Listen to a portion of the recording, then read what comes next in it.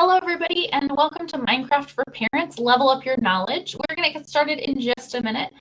Before we get started, I would love for you to check out a couple of things in our webinar platform here. So if you look over to your right, you're going to see something that says polls and something that says handouts. I'd love for you to go ahead and click in that poll. Let us know how much experience you have with Minecraft. Do you have no experience? Have you played a lot of Minecraft? Is it somewhere in the middle?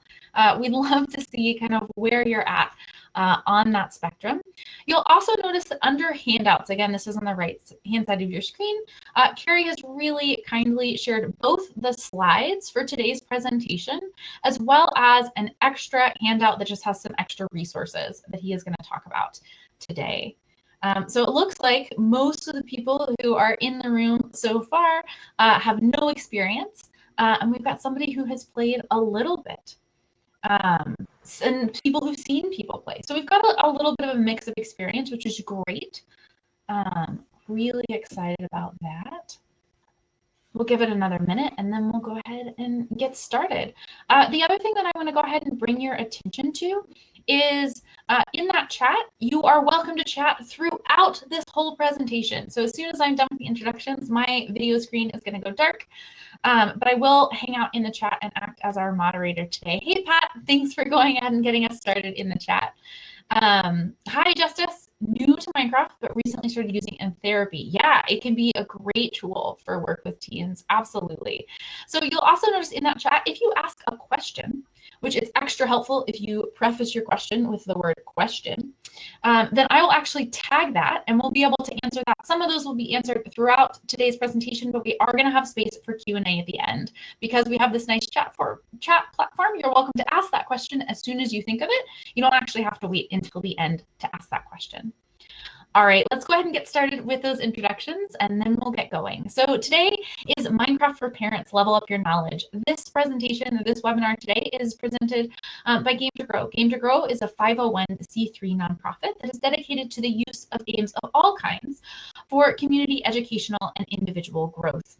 In particular, we're known for our therapeutic social skills groups that utilize the tabletop RPG Dungeons and Dragons, as well as our Minecraft group. And Carrie is actually one of our Minecraft facilitators and our D&D facilitators, but today he's here to talk about Minecraft. And I'm really excited about it. All right, Carrie, take it away. Hello, my name is Carrie, and as Elizabeth said, I am one of the facilitators for Game to Grow, running both Dungeons and Dragons groups and Minecraft groups. I'm also licensed mental health counselor associate in the state of Washington, or at least I will be as soon as the state approves. Still waiting on that application. Anyway, all right. So today we are going to be covering. Let's be getting into some of the game basics, just sort of the overview, and then we'll dip a little bit into what it's like to play along with players and setting rules and boundaries for the home in both playtime and also online space, which is a big can of worms. So we're just going to be kind of dipping our toes into those two categories. We're mostly going to be covering a lot of the game basics. And as Elizabeth said, please feel free to throw questions into that chat, and I will have a couple spots throughout to pause and kind of I can rewind and kind of elaborate a little bit further on anything that I'm glossing over. There's lots to cover in Minecraft, lots of material for those I see some people have experience playing. Hopefully this will cover maybe some areas you weren't sure about or you didn't know about before. Or maybe this will help you kind of open your mind and think about other ways to connect with your kids or your clients, depending on how you're coming to it. So, all right, let us jump in. Ooh, I see that I'm getting some static. I can try and move a little bit closer, but I've not had issues with this microphone before. So I'm not sure what else to do other than to move a little bit closer. Pat, let me know if it becomes a little too difficult to hear. Hopefully I'm still coming through. But jumping in, we're going to talk about what is so appealing about Minecraft? Why have so many people kind of latched on to this game? What makes it so compelling to people to want to jump in and play and engage in? And just some bullet points here is it's about building and creating your own world. It is, people have likened it to Lego, where you just have an entire box of Legos that you have dumped out in front of you. But that's only one part of the game, is the building aspect. But you can kind of choose how you get to play the game. I have written here, you get to explore and see different things. You get to survive and try and make it out in this universe that you can kind of decide how scary it's going to be, how many monsters there's going to be, how difficult it is. And of course, you get to build, you get to create different things. And we'll get a bit into the different types of building that exist too, which is part of what draws people to it. There's a lot of depth to the building aspect, which is why it's good for both younger kids and teens and into adults, depending on how complicated you want to get. Some things that people take away from engaging in Minecraft, what they learn from it is you can use applied logic that goes into some of the programming aspects of the game. I'll talk a little bit about that later. But it's really great for creative expression. When you're in the free building, do whatever you want, you can do a lot of things to make whatever you would like to create. You can and then it's also great for communication between two players. If two people are working together on the same project, or maybe someone's connecting with their friends or their sibling, or they like to share what they've built, it's a great way to connect in that way. And then sometimes people ask, who should be playing this game? Who is it age appropriate for?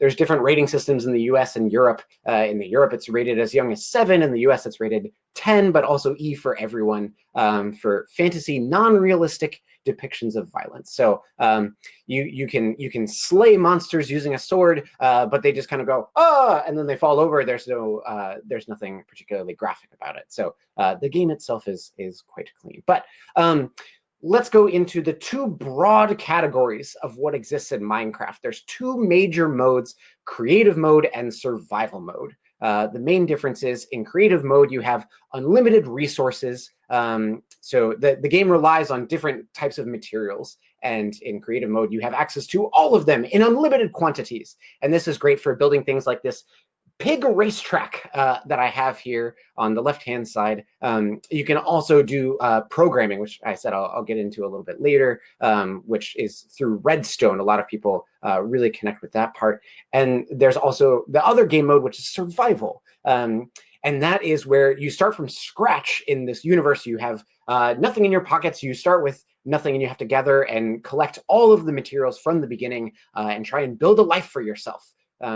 Making buildings and making tools and equipment. You have to survive against fighting monsters that are out there, and you have to manage your health and your food, which, if you look on the bottom of that picture on the right, that has, you can see some crops and a pumpkin. There's a little health bar and a food bar on the right, and that's how you know it's survival mode, because you have to manage that. So those are two of the big game modes. A lot of the things that I'm going to be talking about today, you can engage with in either creative or survival, but you can change all the settings and kind of see them throughout.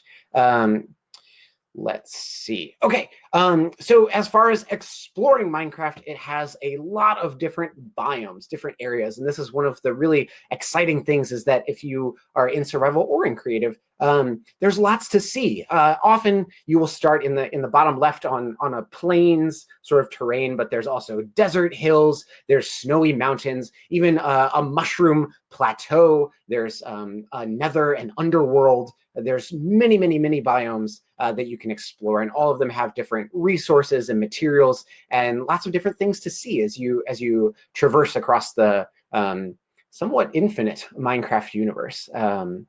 Yeah, let's keep going here. I do see a question here, and I have a question up ahead, and that's a great one that I will get to a little bit later.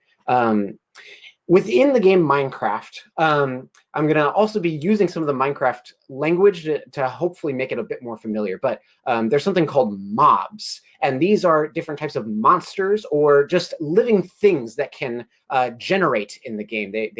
They spawn or come into existence, and you can change how intense, if there's lots of monsters or there's no monsters at all and only friendly monsters. But the two big categories are friendly and unfriendly. The friendly ones are domestic animals, farm animals, and wild animals. So in that picture, I have a pig and a panda bear and a chicken and a cat, but there's also dolphins and sea turtles and dogs and all sorts of things. They generally don't attack you. They may defend themselves if you attack a wild dog, but they can be killed, which is something that is sometimes very important, especially to younger players, or to any player if they have a pet dog that they've picked for themselves. I'll get into pets in a little bit, but if they have a pet for themselves and their pet gets attacked, or maybe a sibling or someone they connect with online attacks their pet, that can be difficult, and that's why I mentioned that. But there's also unfriendly mobs. So these are the monsters in the game that can attack you.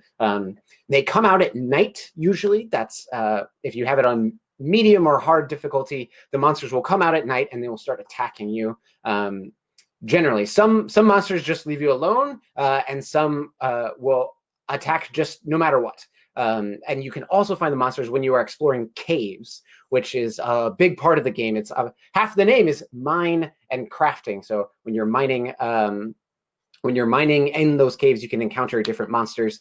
Here I have a couple. The spider, which is a spider and it may attack you. The Enderman, which is creepy but will only attack if you make eye contact with it, and then otherwise it might steal some of your bricks and run away. Or there's the infamous creeper, which everyone may recognize, the green one right there. And that one is especially scary because they may sneak up on you. And if you get too close, they will make a sort of hissing sound and then they explode. So if you've been building something and then it explodes and then it demolishes what you've built, and it can be quite a shock. So those are some of the monsters. There's also skeletons and zombie pigmen and all kinds of things. But if you want a full list, you can look up unfriendly Minecraft mobs. But I'll keep going here. Some of the materials throughout the game, that's sort of the basics of the game, is you are going out and gathering all these materials and using them to build things. And when you're in the creative mode, you get to skip the collecting part and only do the building part.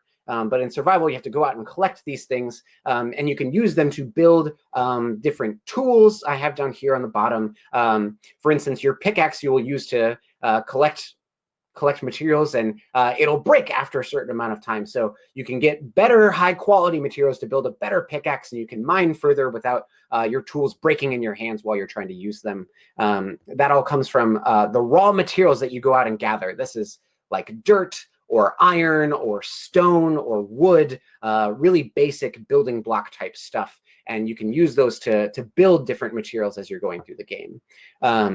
There's also another major resource called Redstone. This is kind of a whole category of materials, but it starts with this redstone powder, and this is what is used in that programming thing that some players really connect with. There's also food, which is a major resource, tools, weapons. There's a picture down there. You can see it's a little jar. That's potions you can use to enhance your player. You can make your player be extra strong or extra fast, or be able to see at night. So those are some of the things that potions can do if you get into that area of the game. Let's see. I'm going to pause here. I haven't seen any questions other than Leonard's more advanced question, and I will get to that one, but I'll come back to it later. But if you have questions so far about just kind of the basics of the game, now's a great time to throw those in the chat, and I'm happy to address them. Otherwise, I will just push through further into more depth. I'm kind of pausing here just to, let's see. Do all these stay the same in multiplayer? That is a great question.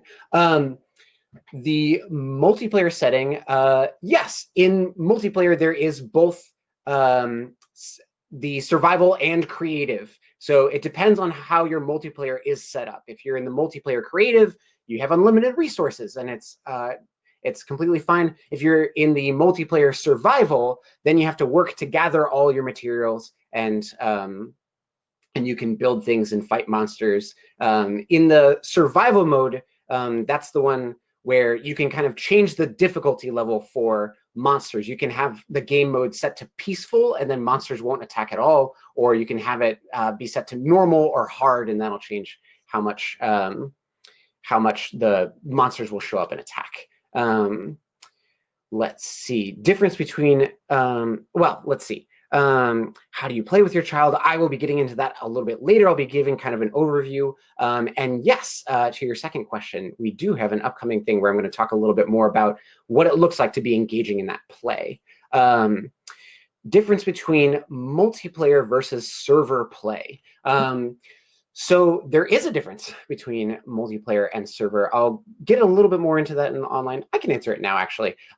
Multiplayer just means you are playing with other people at all. So generally, when you open Minecraft, if you make a Minecraft account, if you're playing on your computer or you're playing on a tablet or on a console, so the Nintendo Switch or the Xbox or PlayStation, you're usually playing single player.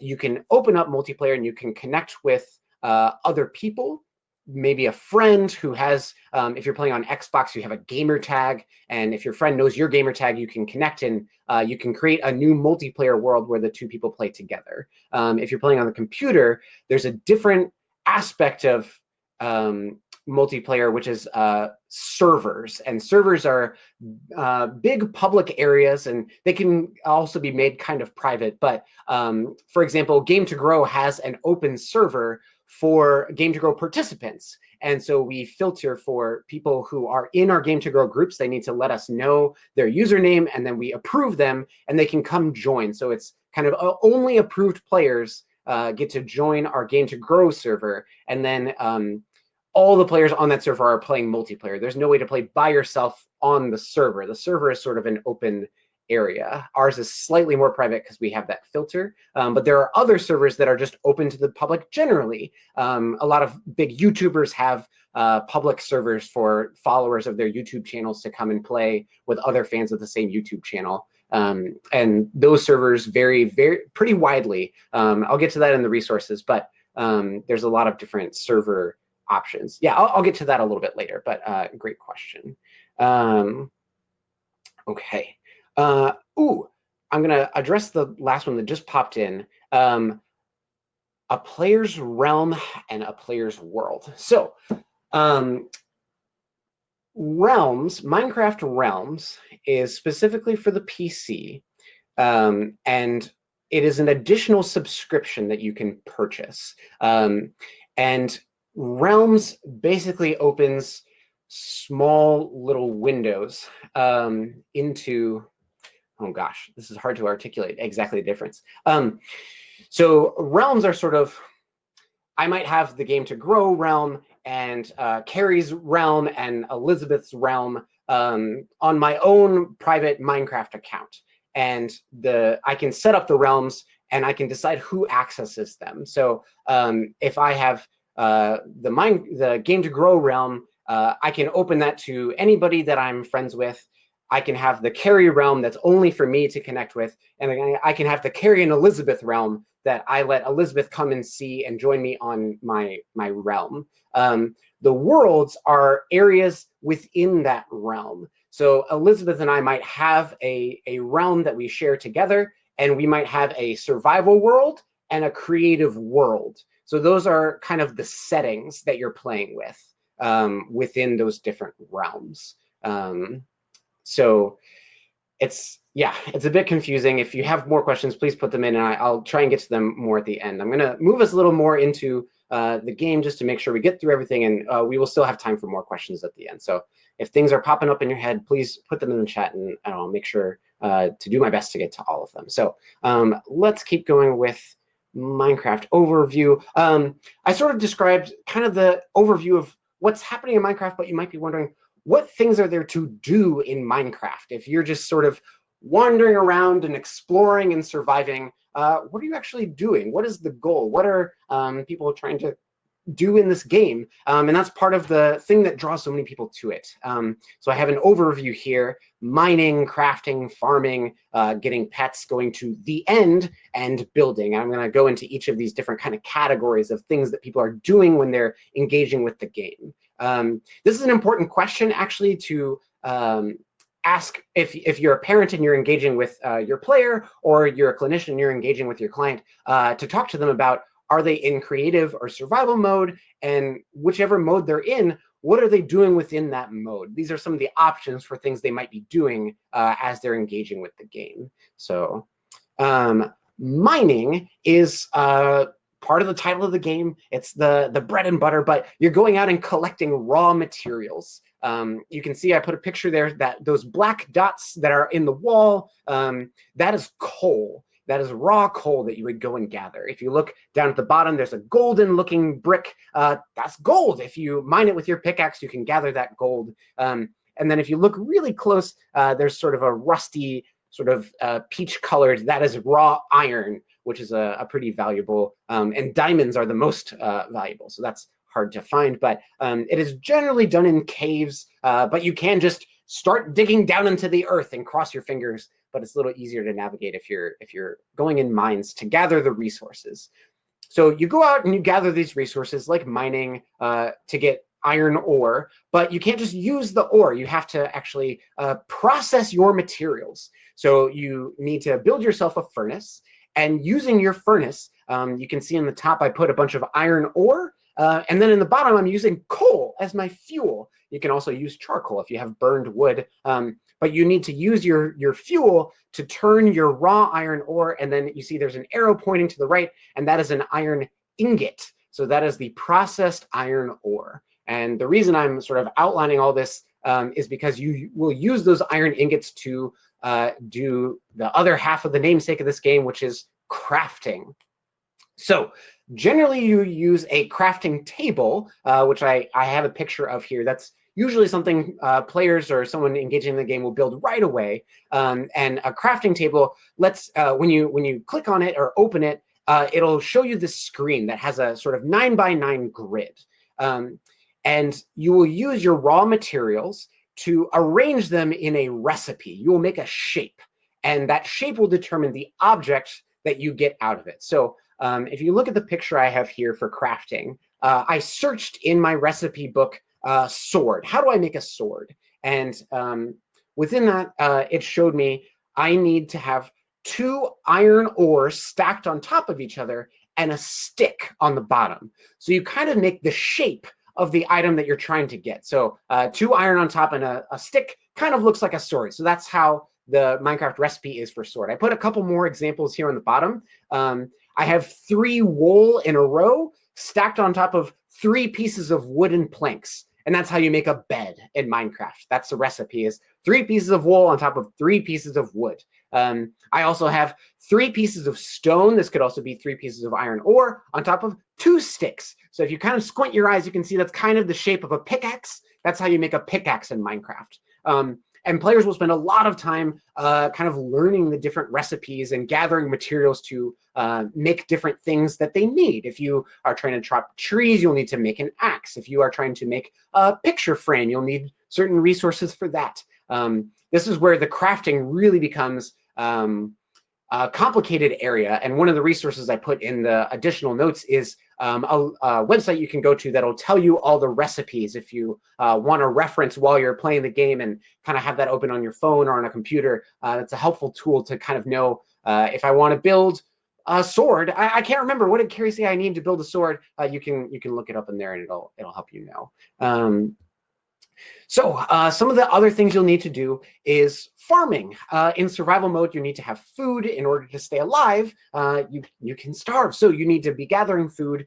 You can find food out in the wild. There's wild animals that you can kill, or apples that you can gather from trees, but a stable source is farming. So often if your player is playing in survival mode, they will build a farm as a consistent source, and you'll need to till the soil by using a hoe to make it arable cropland, and then you'll need to plant the seeds, and then you'll need to wait a while for the seeds to grow into a food, and then you harvest your crops, and then you have carrots or wheat or beets, whatever you need to eat to stay alive. And there are recipes even for food items. If you want to make a cookie, you need wheat, chocolate chips, and or wheat, cocoa beans, and more wheat, and that sandwich makes a cookie for you. So there's all sorts of recipes for food as well to stay alive.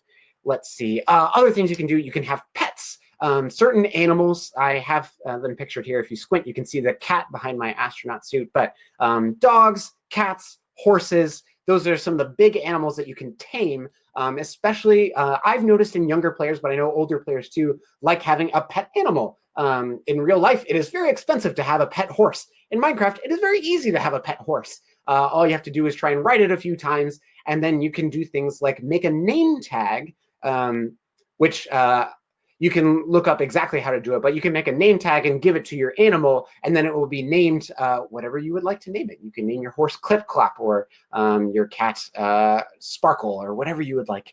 It is important for players, especially of younger kids who may take the loss a bit hard. I mentioned this earlier, but pets can die if they're playing on their own multiplayer. If they have set up realms, they build a world and they invite someone in to come to their world, and they can control the permissions for that person. They can decide this person can only look at my world, or they can say this person can come into my world inside my realms. I know they can come into my realm, which has a world in it. You can come into my world and you can do anything you want, or you can do nothing at all. And they can kind of decide what those permissions are. But they could kill that pet, and that would be something difficult. I've helped kids go through that disappointment, especially in a group setting. Kids might make a dog, and then someone will kill their dog, and they might get very upset. So, but one of the upsides of having a pet is you don't have to feed it. You don't have to take care of it, really. They will just follow you and be loyal, and you can have a pet animal. Other things to do, you may be wondering, well, this is all fine. We're just wandering around, gathering resources, making pickaxes. What is the point in all of this? Where are we going? Why are we doing this?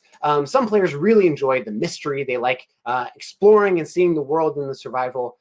As far as a plot is concerned, the game does have an area called the end.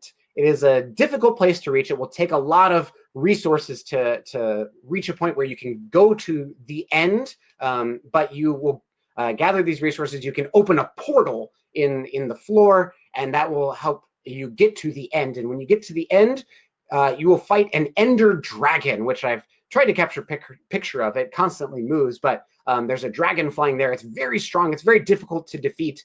You need lots of armor, lots of materials if you want to try and slay the ender dragon. But if you slay the dragon in the end, the credits will roll. So you've sort of beaten the game of Minecraft. And then there's even actually an epilogue if you want to explore further. But as far as a plot is concerned, that's kind of the main plot that's concerned. But usually people are just exploring and trying to survive and build things for themselves. Which, speaking of buildings, this is one of the big things people do in Minecraft is building things.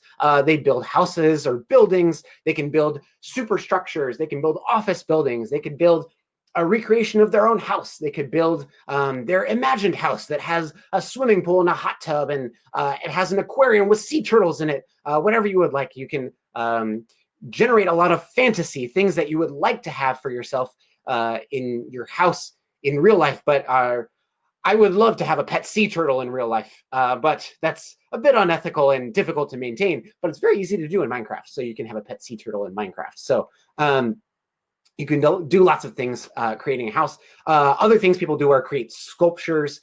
Here I carved a pumpkin for this, but you can make recreations of yourself. You can, for clinicians out there, I've seen this used in work for processing grief, or making a sort of ofrenda from Latin American culture, sort of an homage to an important person. You can put items that were important to them.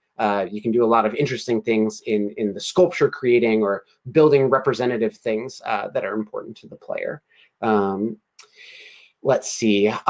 Redstone, as I mentioned, is it can get very, very detailed, very in-depth. You use this material called redstone powder, which when you place it on the ground, it makes these long lines. You can see the kind of red long lines, and those conduct electricity in the game, which is a very basic function. If you put that little red lamp at the end, it will run electricity through this whole long line, and you can use that to power a button that'll automatically open a door, or you can use that to make a trap door. But you can also do very, very complicated and meticulous things with the redstone. You can make trap doors. You can make it so that there's a tripwire, and when you walk into the room, the whole floor will disappear and you'll fall through the floor.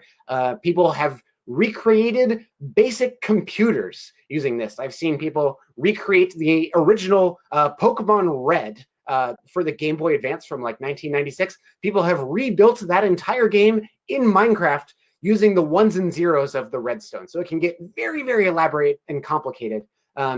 But the basics of Redstone are actually quite nice, and it's a good introduction to sort of a programming mindset, which is a lot of how Minecraft is used in educational settings for kids, is practicing their programming and attention to detail and looking for, just like computer programming, if one piece of redstone is off, the whole machine won't work. So you'll need to look very carefully to see if you have double-crossed wires, or if there's something blocking your electric line. It is basically being an electrician in the game if you really get into advanced redstone stuff. So a lot of older players I've worked with have really taken an interest in using the redstone and doing some of the programming things, and that's what makes it appeal to a lot of the older players as well, because it seems like, oh, maybe this is just for younger kids, or but this is oftentimes what older players connect with. And there's also competitive gaming that happens in Minecraft as well, which is a big appeal for players across all ages. Yeah. So I'm going to pause there and see if there's any other questions. Otherwise, I'm going to jump into joining in the play and connecting with your players, which I know is something that a lot of people are interested in. Haven't seen a lot of questions coming in, and that is okay.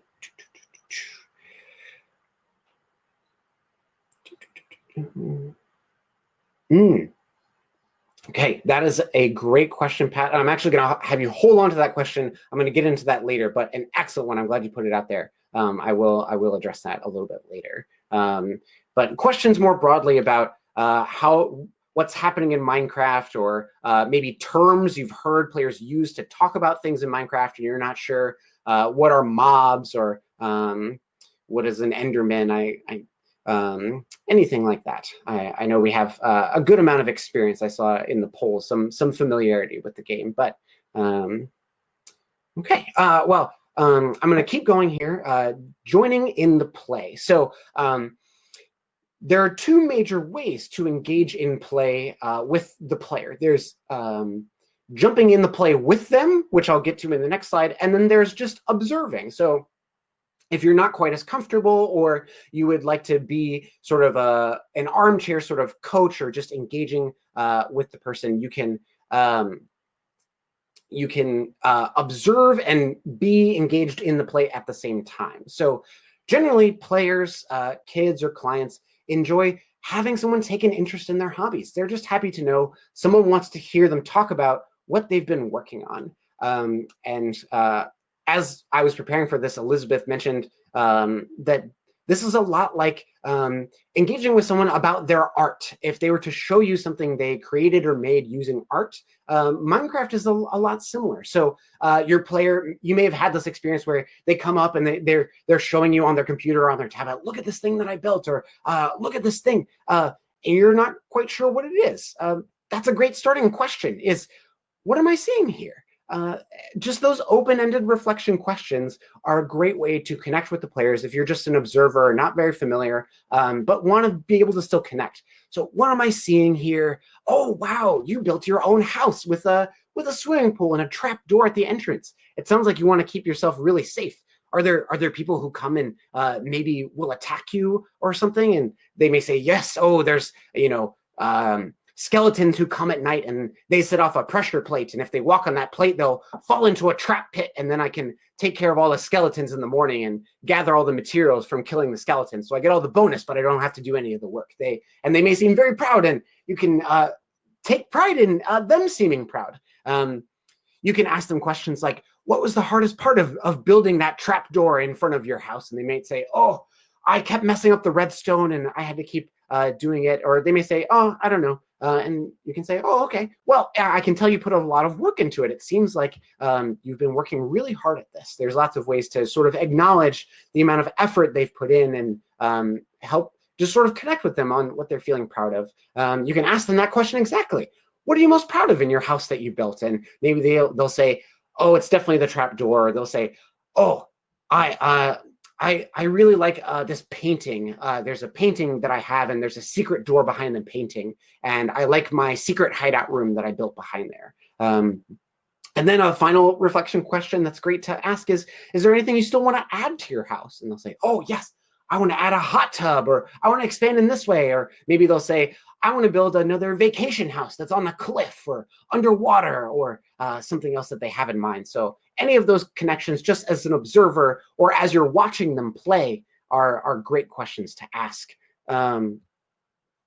If you are playing along, that gets much more detailed. So an important thing if you are new to Minecraft or just sort of orienting yourself is to do a little bit of practice before. If you plan on joining your player and playing with them, practice a little bit ahead of time. Just sort of make sure you know how to walk around, make sure you kind of know how to punch trees in the game, because that's how you gather wood. Just kind of orient yourself. And one of the resources I put in the additional resources link is a YouTube video that has just basic tutorial of how to play Minecraft, walking around, getting used to the controls, gathering basic resources, surviving the first night. The first night is when monsters will come out. So how to make sure you have a bed, which is sort of your safe spot, your save location. So if you get killed by a spider while you're mining, you'll come back to your bed. So how to make sure you're set up in that way to be successful. So if you're interested in teaching yourself, you can use those couple links to get yourself started. The second link for, I believe it is called Basics for Parents of how to play with your kids. That'll also kind of talk to you about how to set up Minecraft accounts, or how to have different how to have two people playing in the same household at the same time, and things like that. So that'll all set you up. That's in the resource thing. But when you get into the actual play, we again approach the same kind of fork. Are you playing survival, or are you playing creative mode? And that will change a lot of the dynamic of the play, because creative, it's open-ended. Maybe your player is building a city that is fantasy, and it looks like elves live there. And in that case, you may want to share. This is where you get into questions of, is this a shared idea space, or is this somewhere where you're having the player take the lead? So if you're a clinician working with your client, you want them to sort of be the protagonist and kind of leading the way. If they're building a fantasy city for elves, you'll want to ask them, oh, should I add another house here? Or you can even just do kind of reflective listening and saying, you're building lots of fantasy houses for all the elves, so you're making sure they all have somewhere to live. You're building a wall for protection. Is there someone they need to defend themselves from? Which is sort of a leading closed question, but you can just sort of acknowledge the things that they're building. And in that case, if the player is taking fully the lead, if you're just being sort of the support role, you will want to ask for permission before you're adding materials onto their build. You want to, if they've built a house and they invite you to have a room in their house, they may say, oh, you can have a room in the house. It's going to be this room. And then you'll say, oh, okay, I'm going to decorate it with water things. I'm going to put an aquarium in the corner because I really like fish. And that's okay if it's your designated space. But if it's their house and they like it, and you just kind of walk in and start putting an aquarium in the middle of the living room, then it will feel like you are intruding on their space. And it's important to notice if it's their space, kind of letting them have that, like having their own room in the house or having a space that's their own. It's important to let them decorate it or have it be in the image that they would like to see it in. And so it's important to get permission if you're engaging in their space. If you are sharing the space, like if you're working on building the village for elves together, maybe you work together to decide, what should the houses look like? Should they be made out of a really light colored wood because these elves are very forested beings? Or maybe these are our dark evil elves, so they should all have really dark colored wood, or stone houses with roofs that are made of fire. Maybe these are the evil elves. And that's where you want to have sort of a back and forth as you're collaborating and making ideas together. And that'll depend on how you're playing or what that playing is like. That's all in the creative world.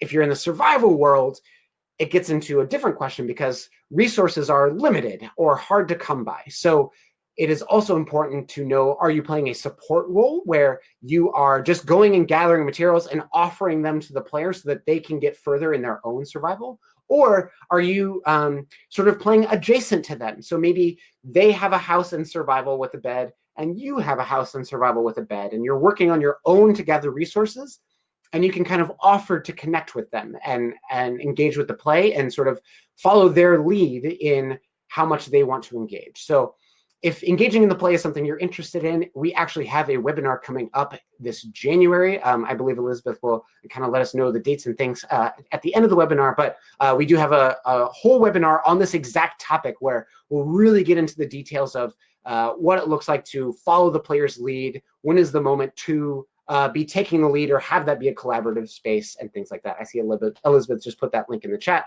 The other thing that we're going to be talking about is rules and boundaries in online. That is the other webinar, and that is more broad, all sort of subjects. It's not just Minecraft, it is across all gaming areas, where you're wondering, is it okay if that they're playing Among Us? Is that okay? Are they connected with their friends? And I'll actually get a little bit into that on the next slide. But as far as household rules and boundaries around games in general goes, it's important to decide what the limits are for the house ahead of time, not to decide after the fact and go and enforce, because then players will be confused that they're in trouble. They might not know exactly what's going on. It's really important to have this be a sort of household discussion between all sort of leader members in the household, if they're parents or grandparents or close friends or family members, whoever's kind of leading the household, to decide the rules and then to bring the player into the discussion about what the rules are. So is there a daily limit? Is there a weekly limit on the amount they can play? Is it 1 hour? Is it 1.5 hours? Is it 3 hours per week? And then are there certain things they need to have done? Do they need to have all their homework done? Are there ways for them to earn more game time? Can they complete extra chores to earn 15 minutes of game time or things like that? And then a really important question is, can they upload videos of themselves playing to YouTube or things like that, which many players want to share their creations or share pictures, and that gets into questions of privacy. So that's important to discuss. In that same webinar, we're going to be talking about how to have the conversation about limits. So when players want to keep playing, but they've reached their maximum, they only get 1 hour and 15 minutes of playtime today, and this is 1.5 hour time. They're already 15 minutes over, and we need to let them know this is the time to stop without feeling like you're yanking away or they're in trouble for playtime, but still being firm about what those limits are, and maintaining the relationship. And that's all going to be covered in that other webinar. So online communication in play. I see a few questions here have already been about that, and I'll try and get through this a little quickly and address those specifically. But the default setting for Minecraft is single player. If you are playing, if you download Minecraft for the phone, you will only be playing by yourself. That's the default setting. But you can join servers. You can engage in public spaces in there. As I mentioned, servers set up by YouTubers and things. And when you're talking about the online space, it is a big can of worms discussing what can happen online. And really one of the more important things is having an open line of communication with your players so that they feel like they can come to you or they can come to a trusted adult about what they may encounter online. Just being upfront about what to do if they encounter inappropriate language, or maybe they're in maybe a YouTuber they follow, Hero Brian, or they're following some YouTuber and they join their public server and someone makes an inappropriate sculpture. Maybe it's a bad word that they write out in letters using Minecraft blocks, or they make something lewd. Generally, there are responsible servers. I actually included a list of 11 different servers that are sort of family friendly. They're moderated, and you can kind of review the different ones and see if there's one that kind of matches what you're looking for your player and your family, what they want to do. So I advise looking at that list if you're trying to pick one that is quote closely monitored. But generally on these servers, you can report the person who is doing something inappropriate. You can tell a moderator or an admin, hey, this person's using bad language, or they're doing something inappropriate, and that person can be removed from the server. There are also things your player can do on their account to block other players. If you're playing on an Xbox and someone is using the microphone to say bad things, or they're sending you messages, you can actually do things like mute that player, and that's in the settings. So that's something that is important for you as a parent to kind of know where to find that. And then also you can teach your player how to mute that person, because what you want your player to do is when they encounter, from my point of view, when a player encounters someone using bad language, the best case scenario is that they report that person to the correct authority, they can mute that person, and then they let you know that they had this person use bad language. And the reaction of, oh, we got to close that down, oh, we want to shut that down, will make the player feel like, oh, I don't want to tell them anymore that I encountered bad things, because they're taking away something that's fun from me. We want to make sure that they feel comfortable to come and tell what went wrong, and then feel empowered to address the issue. So make sure the player knows how to report a person using bad language or being inappropriate. And as part of that conversation of online, sort of addressing what are your plans for what can happen, and being open about that. So I put some important questions here to think about as a family, to think about with your player. What makes a friend in the online space? Is it someone that they know offline? Is it someone that they know from school, or from Boy Scouts, or from somewhere in real life? Or is it a friend of a friend? Is it someone that they connected with online, which is not necessarily a friend? And players don't necessarily have those clear lines on what constitutes a friend. Other questions you can ask about their online play is this a public server? And again, that list of, in the additional resources, the parent's guide for joining servers and a list of family-friendly servers, that really goes into detail of how can you tell, is this a public server? Is it like the Game to Grow server where it has an approved list of players that we've already filtered for, and we kind of know how to address if something goes wrong? There are ways to sort of have it be more and less secure in who you're connecting with. So it's something that you can sort of educate yourself around, and we'll go into more detail in the future webinar. And then let's see, who are the moderators? Who are the people they can go to? How do they report situations that are wrong? And how, do they have people they can go to connect with? So that's sort of some of the broad overview of online play. And now I'm going to jump into some of the questions that came in during the webinar. And if you have more questions, I'm just going to be doing questions from here on out to the end. So if you have any other things that came to mind or burning questions, please put them in here, and I would be happy to address as many as I can in these last 10 minutes or so we have left. So the question, I'm just going to go from the top and work down. How can parents control which server kids are joining in Minecraft? Should kids be limited to a known server only? So great question. You can, when you open Minecraft and you click on multiplayer, so when you first open the game, it'll tell you single player or multiplayer. When you click on multiplayer, it'll have a history, it'll have a memory of the different servers that you've joined. And you can kind of review the different ones that maybe the player is engaging on, and you can go look those up independently. Maybe they're on the same list of 11 sort of okay servers I've listed. You can also do your own research on who's hosting the server. Is it moderated? Is it just kind of the Wild West? Is it a free-for-all?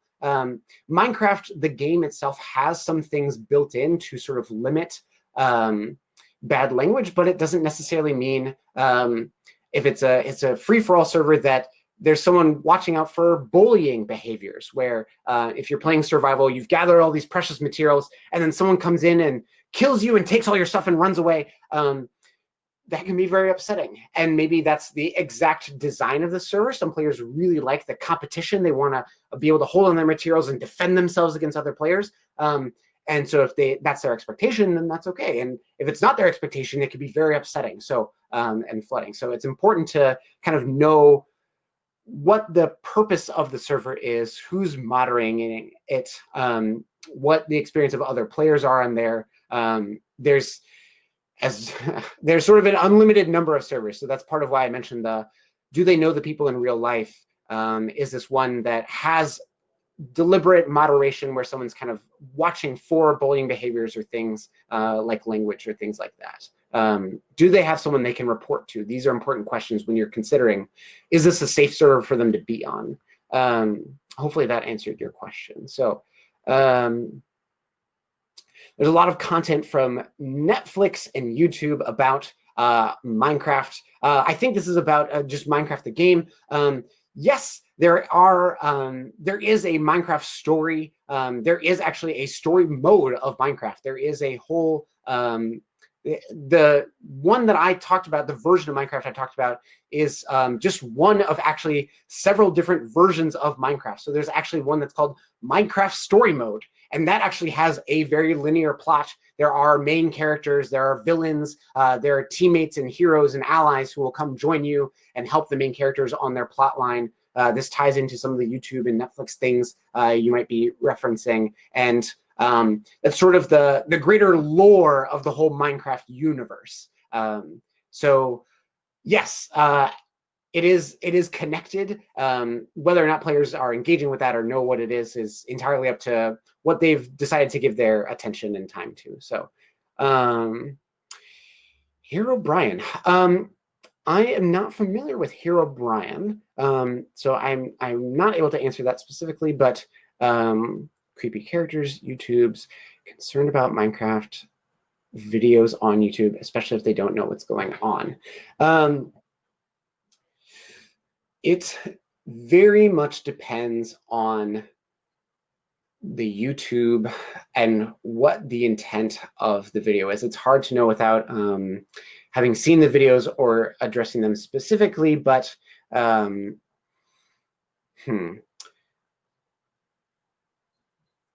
yeah. This might be a good chance to connect with the player, and if they're watching the video, just being curious about what was happening or what the references were. There are ways to kind of look up for yourself maybe what the references were, if they were talking about crafting or mobs or spawns or things like that. But maybe they're referencing other videos within that YouTube channel. Maybe they're referencing other things. And those are, if you can ask the player open-ended questions about what do you think that was about, or what are they talking about here? You can kind of understand what the player's impression was of what was happening. And then you can also independently go look up maybe and find out the lore of what these things are. A lot of YouTube channels, especially the big ones, have wikis about them, so you can kind of read up on things that have been happening and kind of follow and get an understanding of what's going on. To be concerned about Minecraft videos.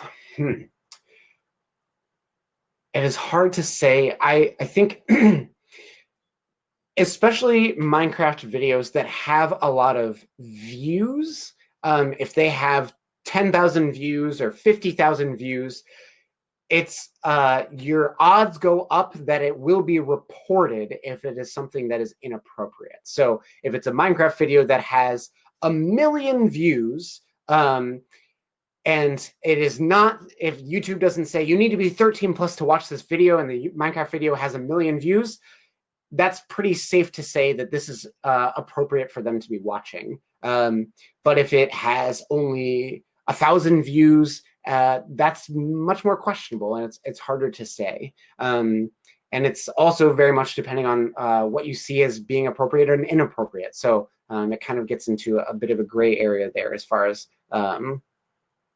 yeah. Let's see. Yes.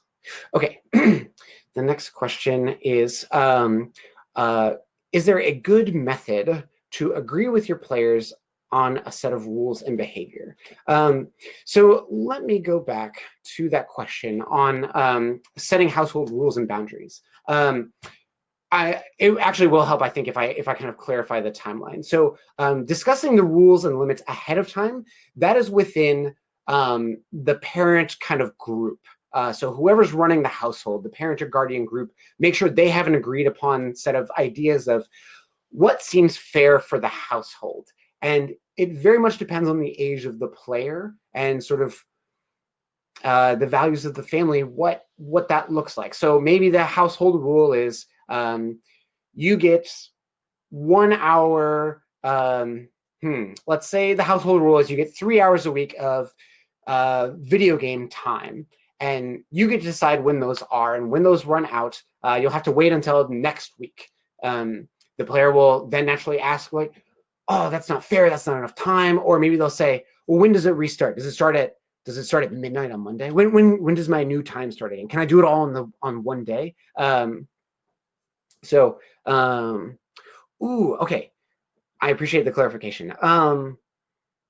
Set of rules of behavior. Do you mean when you are playing along with them, or do you mean when they are on like a public server? That's a question there. So, okay. Okay. Yes. Griefing. Neil, you added the word griefing, and griefing is, gosh, griefing, and for those who are not familiar, griefing is close to or synonymous with bullying. It can be sort of pranking people, and sometimes it can be seen as pranking. And but that is a difficult question. Does the person kind of know they're in on the joke, and are they laughing along? For instance, if if there's someone who is if I built a house on my server and I'm going to invite Elizabeth over, and Elizabeth and I like pranking each other. We like to make prank trapdoors and things.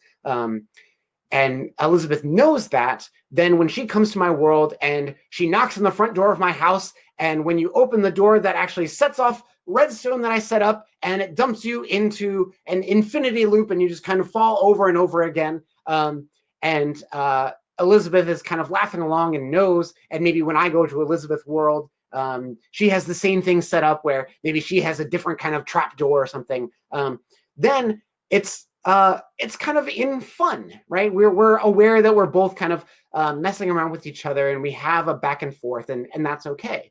But if it is deliberately pranking, if it's breaking someone's materials and laughing at them, then that gets much more into bullying territory, and that's certainly something to have a conversation around. If you're deliberately destroying someone else's stuff and they're not aware of it, then that's a different conversation. So, okay, Minecraft and iPad recommended for a starter PC.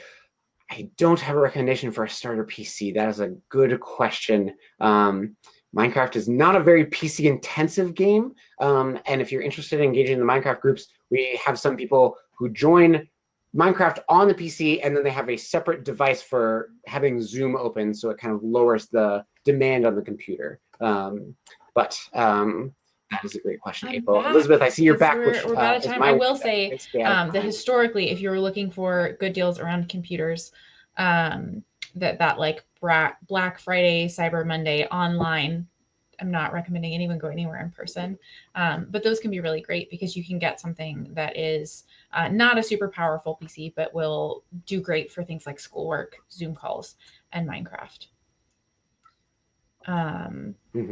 And Pat, I can absolutely reach out to you with information about how to get on the Game to Grow moderated server. But we are about out of time, and so I want to kind of honor that. So you'll notice I have put in the chat, and I will put them in again. But we've got two more.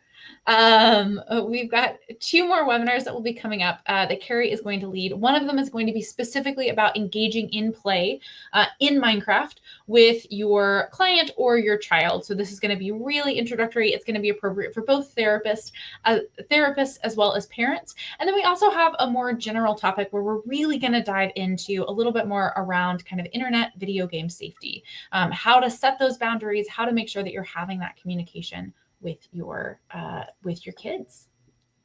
So I will put those in the chat. Any last words of wisdom you want to leave us with, Carrie?